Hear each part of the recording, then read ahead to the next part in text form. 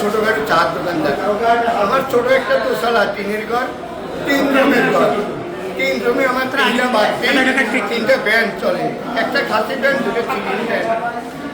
আগে বিল উঠতো 1200-1300 টাকা, এখন বিল উঠে 6000 টাকা। আমার গত মাসের আগের মাসেও আমার বিল আছে 461 টাকা, গত মাসে আছে আমার 461 টাকা, এবার আছে আমার 2000 টাকা। এটা কিভাবে হইল? আমি 13 তারিখে বিলটা পেমেন্ট করছি বিকাশে, করার পরে এখন আবার এখানে 1700 টাকার একটা বিল দিয়েছে।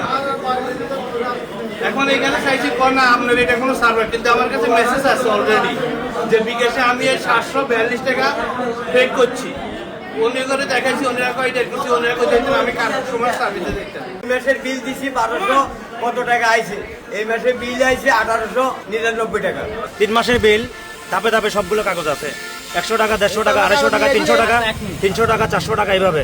এখন এই মাসে হঠাৎ করে 300 টাকার বিল হয়ে গেছে 1200 টাকা, যার বিল 2000 টাকা তার বিল আসছে 4000 টাকা। একনল হ্যান্ড ওয়াশ 100% প্যারাবেন ফ্রি, তাই নিরাপদ হাতের জন্য আস্থা রাখুন একনলে। রিপোর্টটা গত মাসে যে বিলটা হচ্ছে, ওনাদের যে অতিরিক্ত বিল আসছে, এটা আমাদের অফিস থেকে আমরা তদন্ত করাবে, তদন্ত করে যদি কোনো ইয়া হয় যে বিল করছে তার অ্যাকশন নিবে।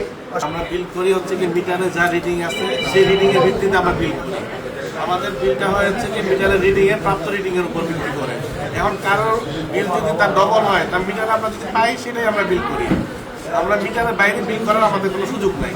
যারা রিডিং গ্রহণ করে তাদের রিডিং গ্রহণের যদি ভুল হয় তাহলে আমরা আবার তদন্ত করে এটা আমরা দেখবো, কিন্তু এছাড়া আমরা যারা বলতেন যার মিটারে পাইছি তাই এটা আমরা বিল করছি।